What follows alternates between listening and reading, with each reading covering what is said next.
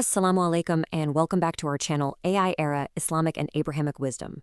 Today, we're diving into something incredibly relevant, something that feels more important now than ever before.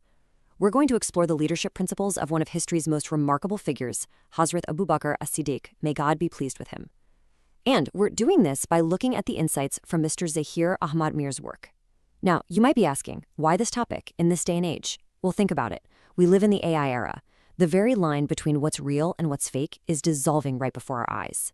We need a compass, an anchor, to understand what it means to lead with genuine faith and absolute, unshakable integrity. And the example of Abu Bakr, it's like finding a master blueprint, one that is stunningly modern. So, let's get right into it. Okay, before we journey back in time, let's just pause and really anchor ourselves right here in our present moment. Just think about the world you navigate every single day. It's a world of perfectly curated social media profiles, of AI-generated images and text, of deepfakes that can make anyone say anything. Seeing isn't believing anymore, is it? We talk so much about authenticity because, frankly, it's become incredibly rare. So in this kind of environment, what does real, solid, unwavering integrity even look like? What does it feel like?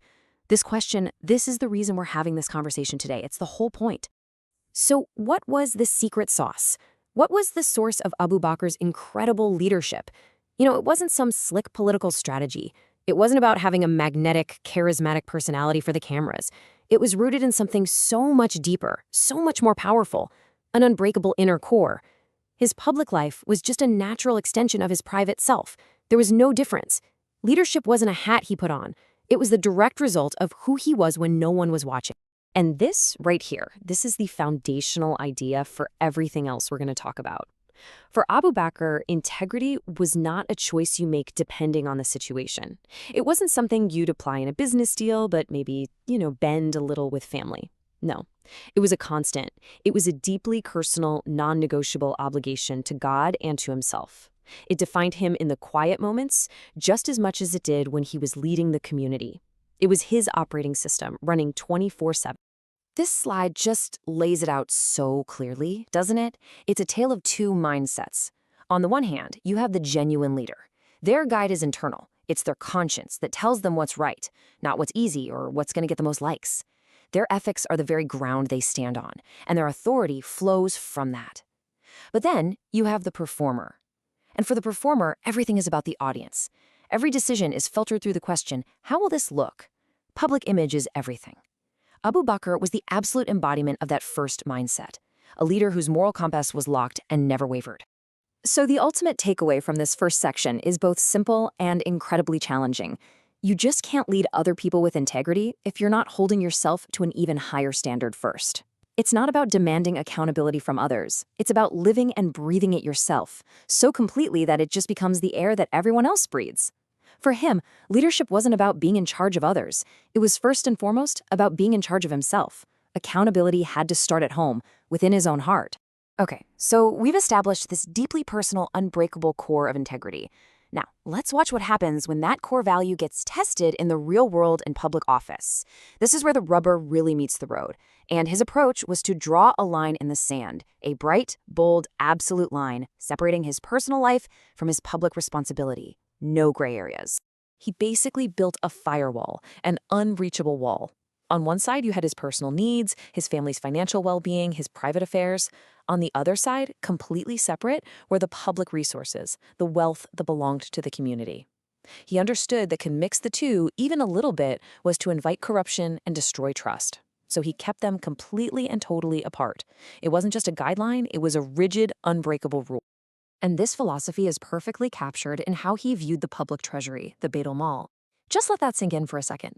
This wasn't just a government account to him. It wasn't a budget to be managed with clever accounting. He saw it as a sacred trust, an amana, given to him by God to safeguard on behalf of every single man, woman, and child.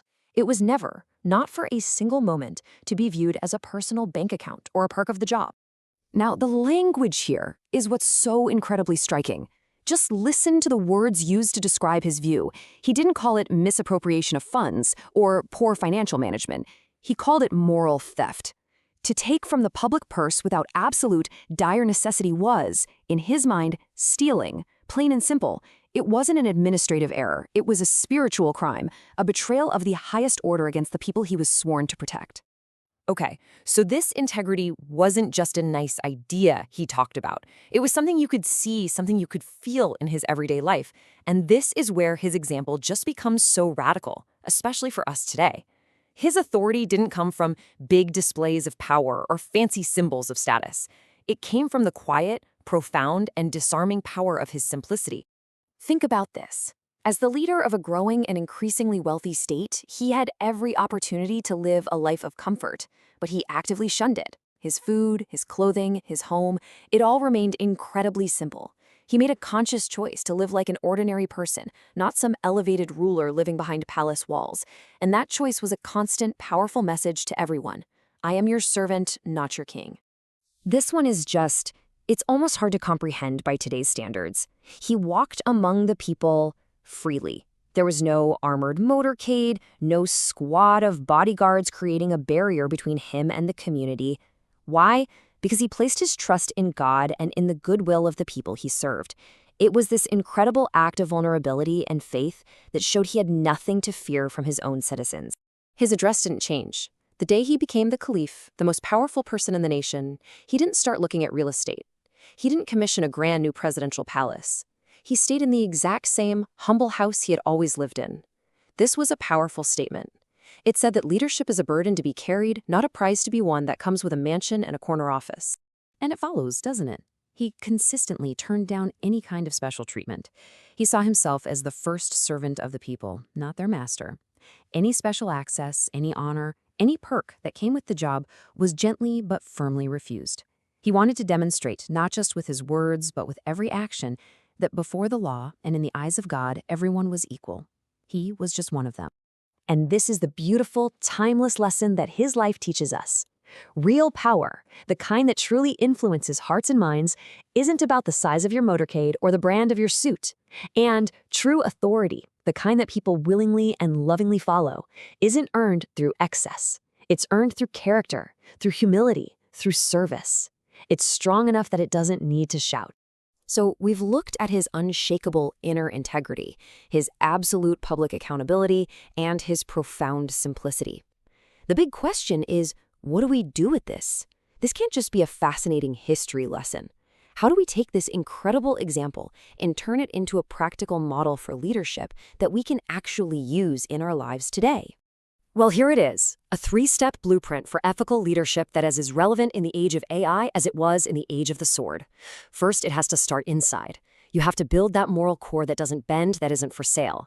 Second, whatever your sphere of influence, a team at work, a community project, even your own family, you have to treat that trust as sacred. And third, you have to consciously choose substance over symbols. Focus on the service, not the status. This is the guide, right here. And so as we come to a close, this is the question I want to leave you with. And I really mean for you to reflect on it. In your job, in your home, in your interactions online, how can these principles of integrity, of accountability, of simplicity guide you? Where is your opportunity to lead not with noise and show, but with an unbreakable core? Because the example of Abu Bakr isn't just an artifact to be admired in a museum of history. It's a living, breathing standard. It's a challenge issued across the centuries to every single one of us to be better leaders, better citizens, and better human beings. If you found this exploration valuable, if it gave you something to think about, we'd be so grateful if you would subscribe to our channel. And please like this video. It really helps us reach more people. And also, please share this video with your friends, family, or anyone you think might find this message of timeless leadership meaningful. Thank you so much for joining us. Start with a big question, one I want you to really think about. What does true accountability actually look like in a leader? I mean, these days we usually see accountability as something that happens after the fact, right? It's a reaction to a scandal or it's driven by a ton of public pressure. But what if there's a totally different way to do it? A more profound, a more foundational approach to being responsible. That's the core idea we're going to unpack together. All right, so here's our game plan. First, we'll look at a leader's first promise. Then, we'll see how that promise made power answerable directly to the people. After that, we get into the ultimate financial audit.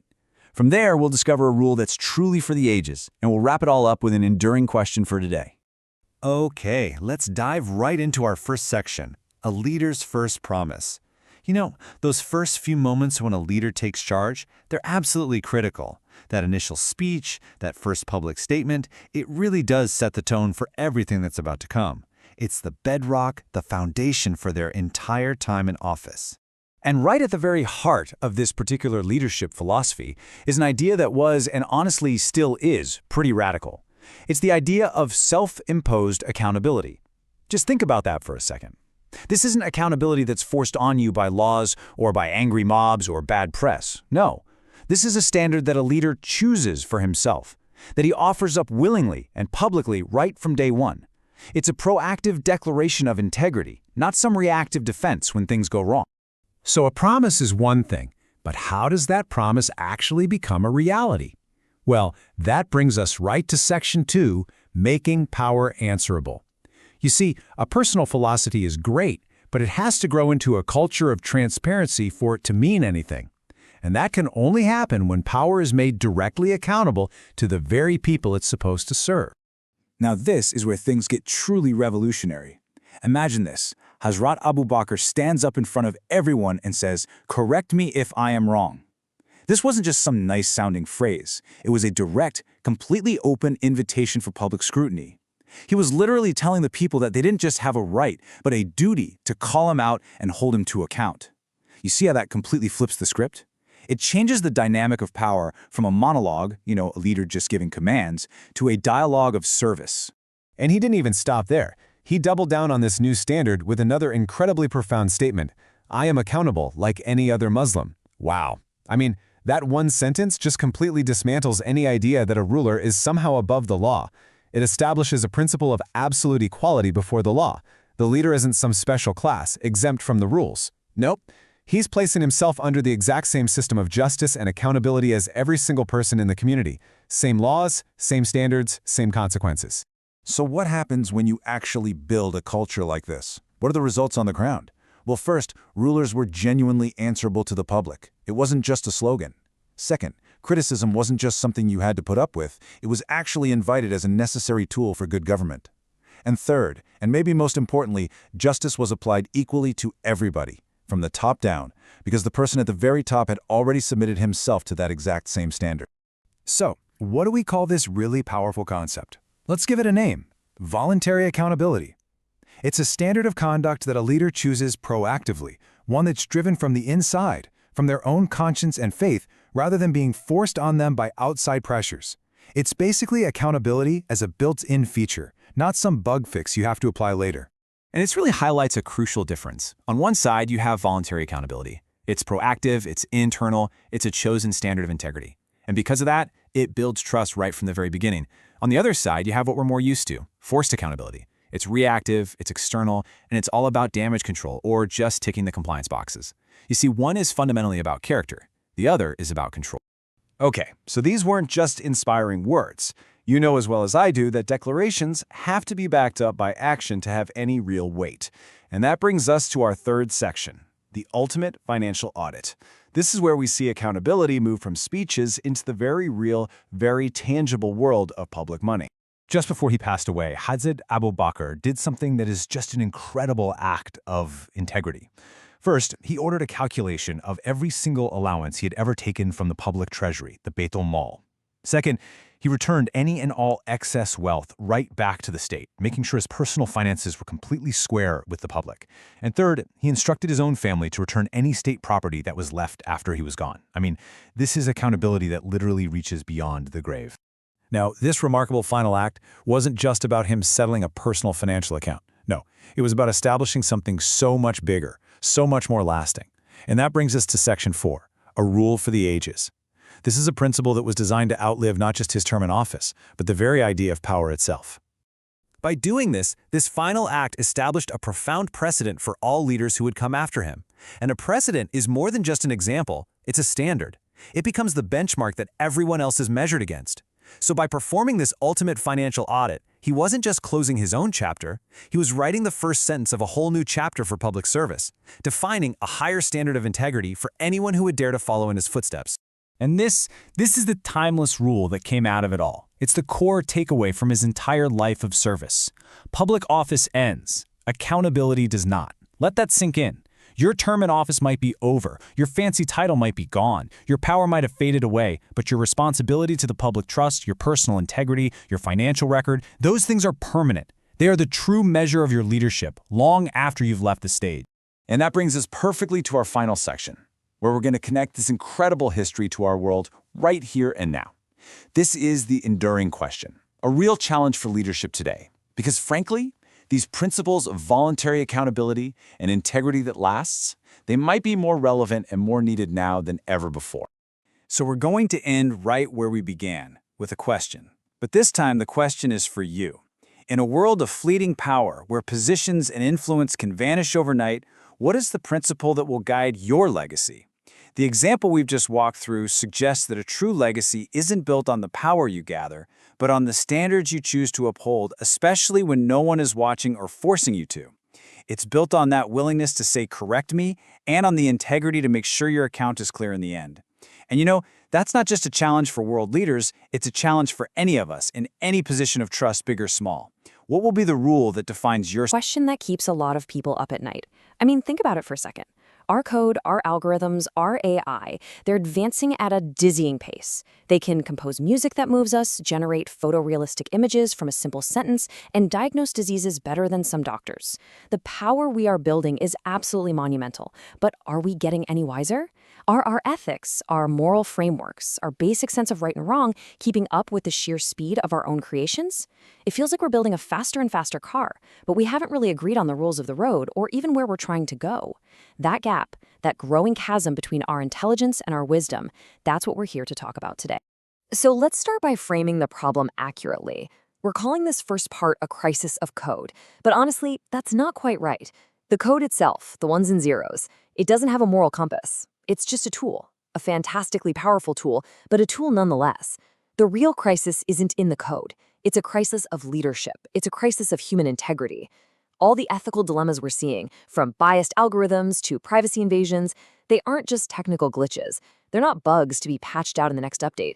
No, they are direct reflections of the values, the priorities, and frankly, the integrity of the people and the systems that created them.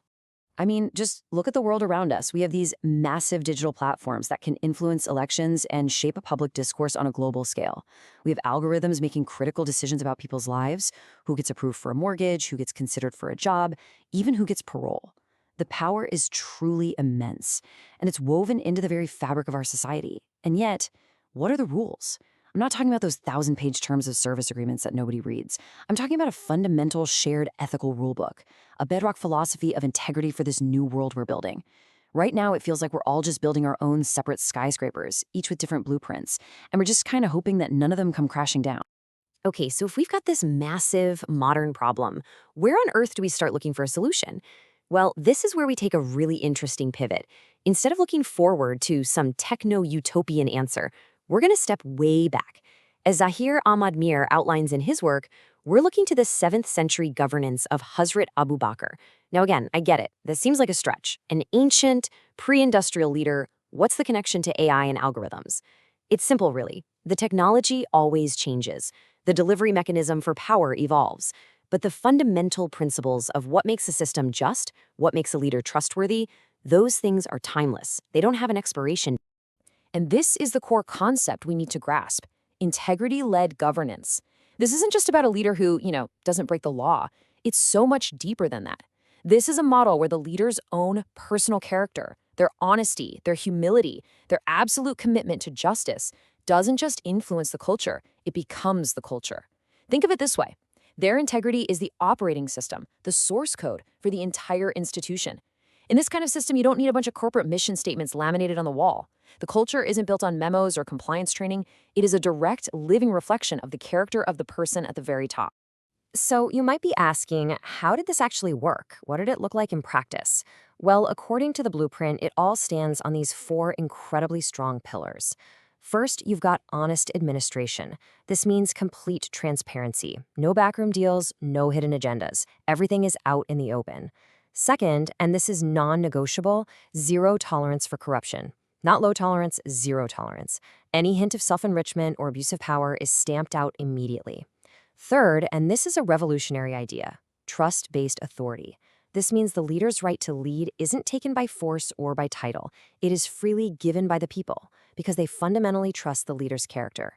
And finally, holding it all up is moral legitimacy, the widespread belief that the system is fair and just because its actions are ethical. These four pillars don't just stand alone. They lock together to create a powerful, self-reinforcing cycle of integrity. And if you want to boil that entire powerful structure down to one simple idea, this is it. Because the leader was clean, the system stayed clean. It's the ultimate principle of trickle-down ethics. Think of it like a mountain spring. If the water at the source is pure, the entire river that flows from it will be pure. It's a profound recognition that systemic health, or systemic corruption, always starts at the top. If the person in charge is unshakable in their integrity, that standard permeates every single layer of the organization. It becomes the expected norm. This simple, elegant idea is the engine that drives the entire blueprint. All right, so now we get to the really fun part, the core of this whole explainer. We've examined this ancient blueprint for just governance. Now, let's apply it to our world. Let's talk about the digital rulers of today. And who are they? Well, they're the founders and CEOs of the big tech companies. They're the brilliant engineers designing the next generation of AI. They're the venture capitalists deciding which new technologies get funded into existence. They wield enormous power. So this section is all about a direct translation, taking those timeless principles and forging them into a clear set of rules for this new digital royalty. Let's start with that bedrock pillar, zero tolerance for corruption. In the 7th century, this was straightforward. It meant a regional governor couldn't secretly skim a little off the top of the tax collection. The core principle is this: you cannot use a position of public trust for secret personal gain. So what's the direct one-to-one translation for the AI era? It's no hidden profiteering. It means your business model can't be based on exploiting users in ways they don't understand. It means you can't build a system that gets people addicted to your app just to sell more ads. It means you don't get to secretly package up your users' personal data and sell it off to shadowy data brokers. The principle is identical. Honesty and transparency have to be the default setting, not an optional extra. Okay, next up, trust-based authority. Historically, a ruler earned their authority by proving they were a good and worthy steward of the people's safety and well-being. They had to protect their citizens. Now think about our digital lives. What is our most personal, most valuable asset? It's our data. Our data is our digital identity. So the modern application of this pillar has to be no misuse of data. Any tech platform's right to exist, its social license to operate, must be continuously earned by proving it is a worthy steward of our data. That means protecting it fiercely from hackers and breaches, sure, but it also means never, ever using that data to manipulate or control us. Because in the digital world, trust is everything. It takes years to build and only a single second to shatter forever. And this brings us to our third and maybe most important connection: moral legitimacy. This was the idea that a ruler's power was only justified, only legitimate, if they governed according to a moral code. So what's the modern version of that? It's no ethical shortcuts. This is a full frontal challenge to that classic Silicon Valley mantra of move fast and break things. What this principle says is, no, you don't get to break things when things are people's lives or the fabric of society. It means you cannot justify deploying a hiring algorithm that you know is biased against certain groups of people just because it's efficient. It means you don't get to launch a social media feature that you know is harmful to teenage mental health just for the sake of engagement. Ethical review can't be some checkbox you tick off at the end. It has to be the very first gate a new technology must pass. Which brings us to this incredibly simple but powerful statement: integrity must precede intelligence. Let's just let that sit for a moment. Integrity must come before intelligence. This isn't an argument to stop innovation. It's not about being anti-technology. It's an argument about sequencing. It's about getting things in the right order. It says that before we unleash the awesome power of artificial intelligence, we have to first get our own house in order. We must build and solidify the human integrity that will steer it. You have to build the strong, ethical guardrails before you let the superfast train leave the station. Because, let's be honest, a superintelligent system without a moral compass isn't progress. It's a global-scale liability waiting to happen. The wisdom to guide the power has to come first. So that brings us to our final takeaway: the one single unbreakable law that flows through this entire analysis. This is the core principle that holds true whether you're talking about a 7th century empire or a 21st century technology unicorn. This is the bottom line. It's the one variable that more than any other determines whether a system, any system, will ultimately be a force for good or a force for harm. And here it is. If leadership lacks integrity, no system, digital or human, can remain just. This is the whole thing, right here. You can write the most brilliant, elegant code in the world. You can have layers and layers of sophisticated technical safeguards. You can have government regulations and oversight committees. But if the people at the top, the leaders who set the tone and define the culture, are lacking a fundamental core of integrity, the system will eventually break. It will always find a way to become unjust. Because the ultimate safeguard isn't in the code. It's not in the policy. It's in the character of the humans who are in control. And so that really leaves us with a final, pressing question to ask ourselves as we race to build this incredible new future. Who are we choosing to put in the driver's seat? And more importantly, what's